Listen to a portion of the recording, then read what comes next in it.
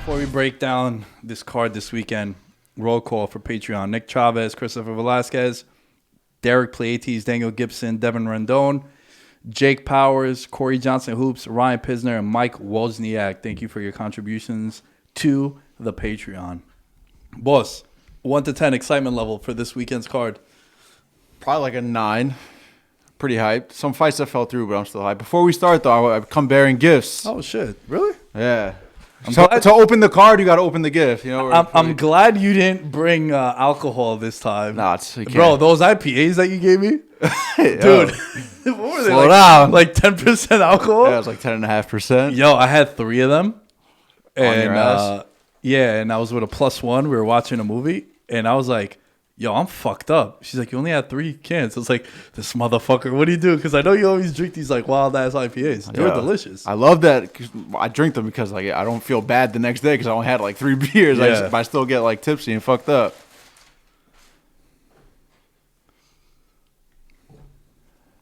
Wow. As I'm worried. Let's go, yo. Shouts to Jared, man. You know, I got to start saying that he's my favorite UFC fighter because he's from the hood. You know what I'm saying? Have faith, work hard, persevere. I love that. That's Hopefully, what I stand for. Thanks, man. I appreciate it. Yeah, man, definitely. Hopefully, he gets a fight book soon. That'd be pretty cool. You know how you said that you don't know if you'd get on a plane to go to a fight? Oh my god. If he gets booked for like a pay-per-view? If it was in Vegas, my flight would be booked yesterday.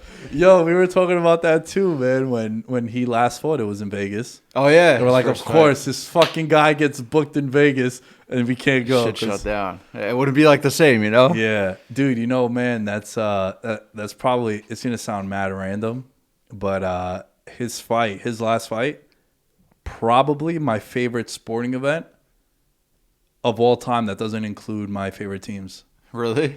Man, that fight meant a lot to a lot of people because yeah. with Sergio passing away and shit too, that meant a lot, man. So the more I look back at it, I'm like, damn, son, that whole day I was I'm always nervous when he fights. Yeah. But that was like, it's like, man, MMA gods. Like, I know it's a cool game. Like, if you could give us one, like, give us that. That would have been it. I was so fucking happy, man. Yeah, it was special. Yeah, it was super special. And thank you for the gift, man. Yeah, I appreciate that. You got to wear it next time he fights. Yeah, absolutely. I do it now, but like, I gotta shave my chest hair because I'm mad hairy. Nah, it's all you're repping anyway, so you know it don't matter. please. Yeah, keep it up. Everyone a favor. The show's doing well. Let's not piss it all away. Yo, I agree with you though on a 9. It would have been a 12 for me if those 2 fights didn't get moved. Both the Nate fight and Shabazian, which I literally tweeted today. Eddie Shah. I was like, yo, kind of wild that he was going to be an underdog, and then of course it gets moved to the following week. Which is like weird. 1 week, I don't know. Something had to have been like. I feel like it's like a little medical thing. I mean, I hate to speculate on that stuff, but like, what could cause the fight to be delayed 1 week? It's like gotta be like travel issues, maybe for Hermanson, because I know he's like, was he Norwegian and Swedish? Yeah.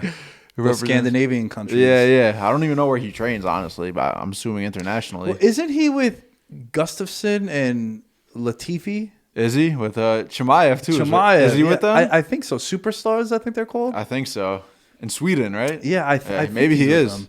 I also could be just stereotyping because he has like the same last name similar to like Gustafsson. But yeah, man, that fight got moved. The Nate fight got moved also, but the Nate fight, moves to the Vittori card. Is it on the next pay-per-view? Yeah, the Vittori card. Which that one is 2 title fights as well. That's a 15 out of 10 right now. The way that's just like stacked up, but we always know it's not fight. It's not set until like that. You know what I have noticed, man? The UFC, they do put like 14 to 15 fights on the pay-per-views just in the event that they do lose some. Cancellations. Yeah. COVID. Yeah, you never know. Even like this past week, like we said, Boston Hill got canceled the day of. Yeah. Because of COVID. But this weekend's going to be interesting. There's a lot of interesting fights. But the main one is Oliveira and Chandler. Yep. Thoughts on Chandler getting a title shot right away? I think it's worthy. I know Poirier like doesn't feel that way, but I think it's fine. He's a top guy in Bellator. He's a top like martial artist. Right. So what do you do for all those years? If it's not Poirier, because Poirier took the trilogy, which I think I would have also. What other title matchup should have been? Like Gaethje, right? Who else? Who else are you gonna put in the title picture? That's really it. That's really it. You had to. Oliveira was like locked in. You had to. What is Yeah, he? 9 fight win streak. Yeah, something like that. And he just demolished Tony Ferguson. Right. So he was penciled in, and then it was like, do you do Poirier? Poirier wants Conor. Fine. Do you do Gaethje? Gaethje even said himself, he's like, yo, I kind of want to win one before I get back into that title shot. Can't do Hooker because Chandler beat him. Process of elimination. You kind of got to go with Chandler. Yeah. No, it's legitimate, bro. It's worthy. He deserves to be where he is, and I'm excited for this fight. It's like wrestler / striker. Like he trains with hoops. So his striking is definitely caught up to his grappling, and like Charles is well rounded too. Like, and he's huge, so it's gonna be a fun fight. Like early in his career, and I still feel this way. Like Charles used to quit when things got tough. Like he was putting it on Felder too. Not that he quit against Felder because that was a sick comeback, but he had a Felder, I think, an armbar or a triangle. I can't remember, and it was deep, and like Felder escaped and went to deep waters, and Felder got him out of there. But like that was always the knock on Charles. Like when things got tough, like he would just like quit, and you haven't seen that on the win streak. And I was kind of like sleeping on Charles on that win streak because he didn't really beat anyone in the top 15 of name, and then he put out Kevin Lee with a sub on the last fight before the pandemic, and he put it on Tony the last fight pretty decisively too. Like no doubt, no questions left unanswered. So now I got nothing to say. Like I'm like, yo, I'm kind of a believer now. Like Charles, he's also like 32. Like we said, that age where like, yo, he's in the prime of his career. And bro, he's been around too. Been around, yeah. Fuck, they show some highlights of him from like 2010, and he's wearing the sponsored shorts way back in the day. And I think he has the most submission wins in UFC history. Yeah. So he's well known, and he's got the striking too. So it's gonna be a great fight.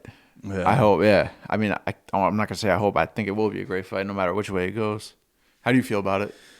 Kind of shocked Chandler's the underdog. That surprised me. Is it like? By the way, I saw this tweet today. I know we all love gambling odds. Like the biggest favorite on this card is only minus 210, 2-1. So like that's how good it is. How tight of a card? I'm not sure. Because I know on DraftKings, Josh is in the qualifier, and the two most expensive fighters are Mazzani and Antonina Shevchenko, Valentina's sister. It could be Gina Mazzani. Wow, that's interesting. Only minus 200 is the biggest favorite. Wow. Yeah. Huh. Usman was minus 400. Valentina was minus 550. Rose and Wei Li was sort of a coin flip. Plus 105, minus 115, around there. So essentially a coin flip. Yeah, it's Mazzani. 200 is what I see. 2-1. Yeah. That's how like tight of a card this is going to be. Like it's going to be a lot of good fights, a lot of close fights. Yeah, well, I know Leon was a really big favorite against Nate. Okay, yeah. He was like, what, 3-1 or something? Yeah, 3-1. But yeah, you know, the Chandler, I was a little surprised that he's an underdog. I don't know what goes into that. Is it the streak for Oliveira and the UFC experience? You think that plays into that? Because I couldn't figure it out. Like he beat Hooker, who's a legitimate threat in that division.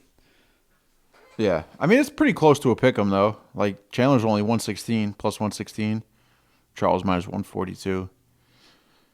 But yeah, I don't know. Maybe Charles is like you said, he's been around forever. Like people know who watch. Like some people only watch the UFC like exclusively. Mm-hmm. Maybe they just know Charles Oliveira. Also, like the win streak speaks for itself. I feel like Mike Chandler, maybe not in the eyes of the odds makers, but in the eyes of like UFC fans, like unknown still a little bit. I mean, he cut that Ric Flair promo, which you love. Kind of helped his name a little bit. Do you think that people look at Bellator like the minor leagues?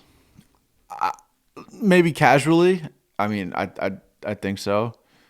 Like we talk, like that's why boxing has different promotions. Like MMA, like the pioneer for MMA is probably UFC. I don't think that's Tartar. You know, I think that's what it is. And then you have Bellator and PFL, a little lesser known, but Bellator, Bellator is on Showtime too, so it's kind of like no. But the reason why I say that is because like when I tell people that I do jiu-jitsu now, they're like, "Oh, you do UFC."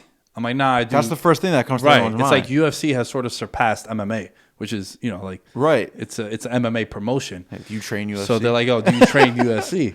But I feel like you look at Bellator, you look at PFL also. It does seem like they have some homegrown people, but the UFC fighters that go there, it's looked at as like when WWE guys and girls go from like Raw to NXT. It's like NXT is popping. You're still well known. You're still on a network show, but you're not on the main roster. So it feels like the UFC is the main roster. Right. And like Bellator, it's still dope. Like I took the flight back from Vegas with Douglas Lehman. I was like, yo, I think you're the best 170 in the world. He's like, He might be. I am the best 170 in the world. He might so like be. they have a bunch of studs over there too. And Rumble won over the weekend. Also came back and won. I know he didn't get to fight Romero, but do you feel that way? And do you think that's why maybe Chandler is looked at as a dog? Or? I don't know. I feel like Bellator does have that label attached where like, because in the UFC, they just changed it from Reebok to Venom, right? So they have a sponsorship and like you can only wear that gear in the cage, whereas Bellator, you can wear whatever gear you want and you can get like, there's more money to be had, I think, in Bellator. So guys who are toward the end of the road or just like middlemen in the UFC, like Corey Anderson, for example, like if he would have beat Jan, he would have gotten a title shot probably against John Jones, a couple years ago. It didn't happen that way. He got finished, and like he kind of had nowhere to go from there. It was like he was just going to be a gatekeeper. So, and he was always talking about advocating for fighter money and stuff. So he has a much better opportunity in Bellator. He's in the semifinals now of the light heavyweight Grand Prix, and you can make more money that way. So, yeah, I think I think the prime of their careers want to fight in the UFC. That's why it's like so impressive that Michael Chandler kind of went backwards in that sense, where he fought Bellator, probably made a good amount of money there. And now he's coming to UFC to like he always says, to put it like, stamp his name as the best 55er in the world. So yeah, I mean, I think if Mike Chandler sees it that way, like that's why everyone else sees it that way too. Like you have to come to be the best, you got to beat the best. Isn't that what he said in his promo? So yeah, I mean, I think UFC is head and shoulders, not head and shoulders, but they're definitely the clear number one in the leader of MMA, and then it's Bellator, PFL. I would agree with the head and shoulders thing. I know you don't want to be. It might be head. Yeah, else, but I think it's just so above everybody else. It could be.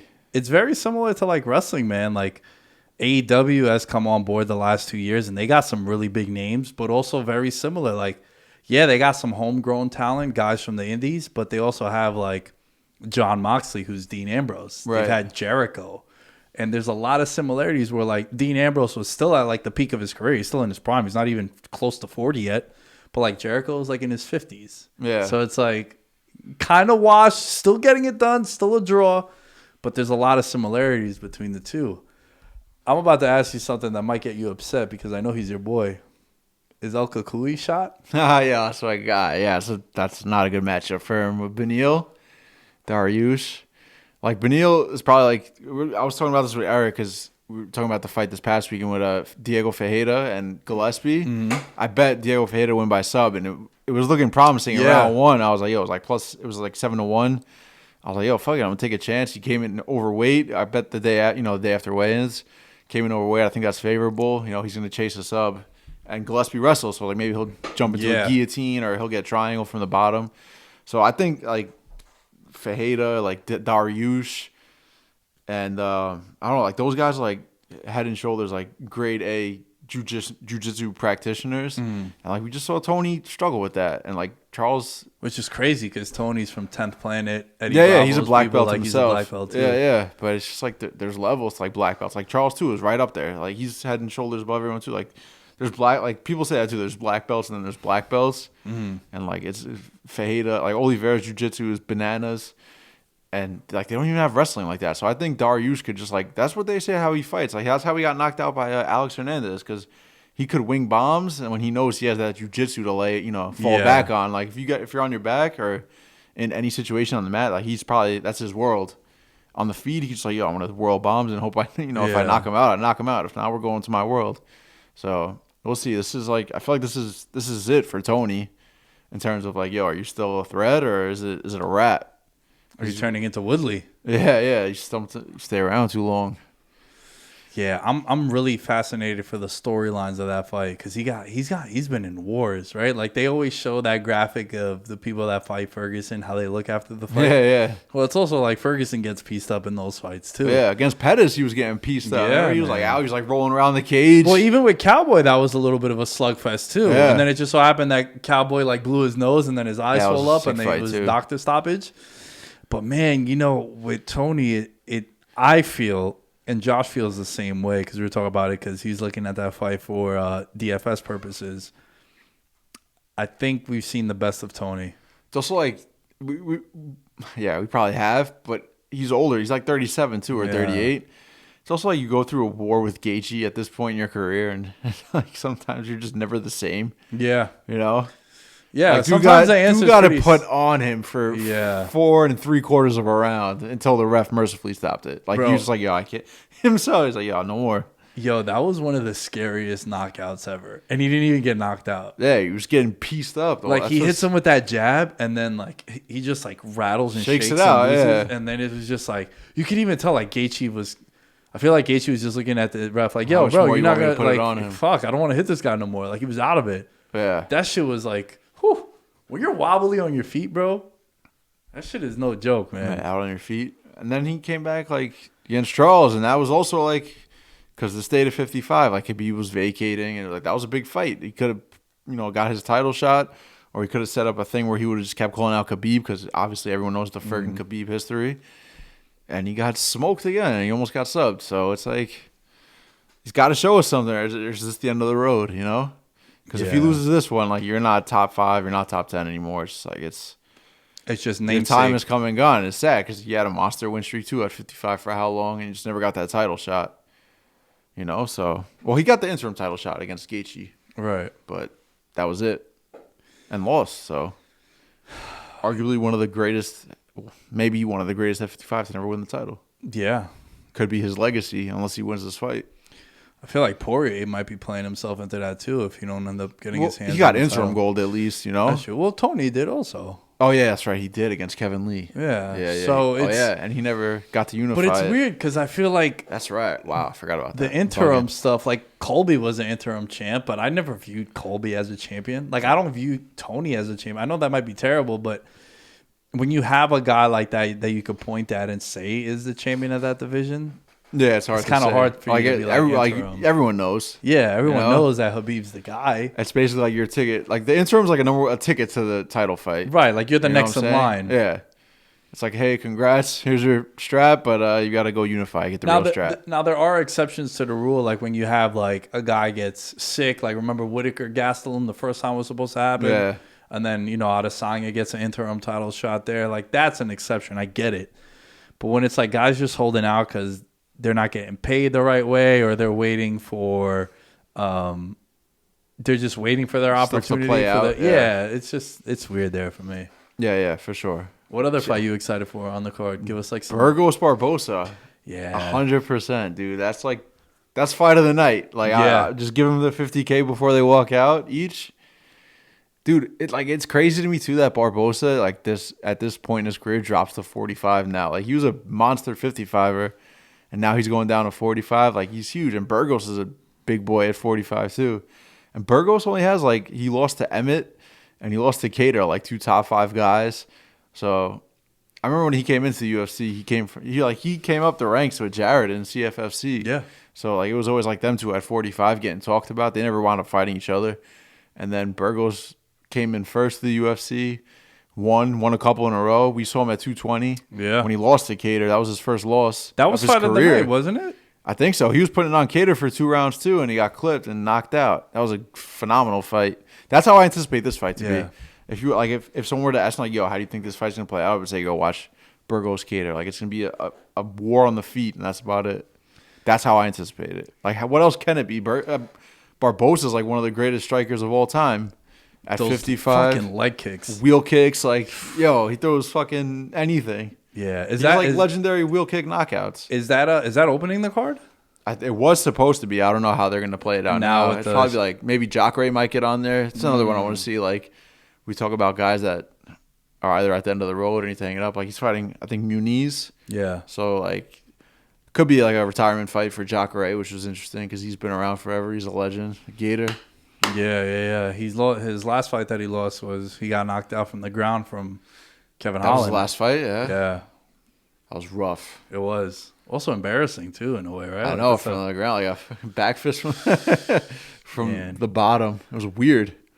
Man, I'm upset. It really bugged me today with Shabazy and that fight. Like that dude he's 23 or 24. He's super young. He was on a Golden crazy boy. streak. Yeah, he's part of Ronda Rousey's management team, and he lost his fight. Kind of got schooled in that fight against Brunson, and then this would have been a nice matchup for him to just gain his momentum Made back. nice money on that fight with Brunson. Yeah, did you really? Yeah. Because like, I mean, it showed obviously hindsight, but like his cardio, he's never been deep, into the deep waters. And Brunson's a vet, and it was a 5-round fight. I think it was his first 5-round fight. So I was like, if Brunson, he just needed to survive the first round, which he did. And you saw his cardio was non-existent, Edmund Shabazian. So that's another reason why I was interested to see, because like he was in the top 10. He knocked out Brad Tavares at MSG with a ridiculous head kick. We were there for that. That we saw, yeah. So, like, he was surging right up. Sometimes you need that first loss that we talk about, too. Like, he was undefeated. Yeah. Young guy, 23, 24. He's not even close to the prime of his career. Taste defeat early, sometimes that makes you want to work that much more harder. Or you just learn areas of the game you got to improve on as a young buck. And obviously one of them is his cardio. So, yeah, I mean, it's going to be next week, so we're still going to see it, which is nice. We don't have to wait that long. But, yeah, I would love to see that on the pay-per-view, Hermanson. Because Hermanson, too, is like a great gatekeeper. Yeah. He's gotten close, and then he's been just a cannoneer beat him, sent him back. Speaking of cardio, bro, I think if I was to have one trait be A+, I think I would pick cardio. Yeah. Man, I mean, I even see it at my gym when I roll around. Like, just jiu-jitsu. Like, there's so many, because I run, right? So, like, my cardio is it's not elite. I'm not going to say that, but, like, it's above average for people in my gym. And your cardio could just, like, win you so many battles. Just it can. You break people's will like that. Like, bro, this guy's not going out to stuff everyone goes out to, or, like, this guy, I'm supposed to be putting this guy in bad positions. Or even just, like, doing. body language, too, right? Like, they always tell you, like, don't grab your shorts. Don't lean right. over. Like, even if you're playing pickup or some shit, like, show strength. Yeah. And even if you see that, like, looking across the cage, like, what the fuck? I'm putting it on this guy. He's still there. But I'm excited, man, for the card. I'm pumped. We will watch it together, you think? I don't know. I don't think I'm going to be around this weekend. I'm going away. Yeah. Going away on the tight, actually, because Josh's final, yeah, 100K. Man. So our buddy Josh could be a big weekend. He's in the King of the Hill qualifier, Knockout King qualifier on DraftKings. You got to win a seat. You win a ticket for a seat for this. It's only 100 seats, and it's a 3-round survival. So round 1, the top 50 advance. He won that. Round 2, there's 50 people left. The top 25 advance. He won that. So now he's in the last 25, and first place is 100K. So I watched the first 2 with him. It's pretty stressful. Like, I'm stressing out, and I'm not even like involved. Oh, dude, it's terrible. And every time he texts me about like fights and lineups, I'm like, yo, you don't want to give him no input, right? Yeah. I was like, I'd love to, but like, I don't want to influence and like cause you to pick the wrong fighter, like change something that would have worked the other way. Yeah, so I'm like, I'm good. It's funny. I'm hyped. Yeah, it's funny you mentioned that, because today at the gym, before we got the news about Shabazian, he goes, yo, I kind of like Edmund in that fight. I was like, all right, I do too. I didn't want to tell you because he was cheaper on DraftKings. Yeah. I was like, yo, I like him in that fight also. But I'm glad that you mentioned it first, because I don't want to be like, yo. It's funny because Eric texted me too. He's like, yo, Josh likes Edmund. I was like, yo, Josh would not text me that because he knows I hate Edmund. He's like, I'd be like, oh, that's good. That's probably all I said. I'm like, oh, good. I also told him, I was like, yo, Nate's going to be the cheapest fighter on that card, because you could tell by the odds who's going to be the cheapest. He's like, yo, there's no way I'm taking Nate. I was like, yo, when he has him in a triangle and he's double middle fingering, you can be tight you to take him. And then Josh going to walk away from that conversation and be thinking about that, though, yeah, right? Yeah. So when that fight got canceled and moved, he's like, yo, I was going to take Rocky Edwards. He's like, thank God I don't got to fucking worry about that in the back of my mind. So shout out to Josh, man, and good luck.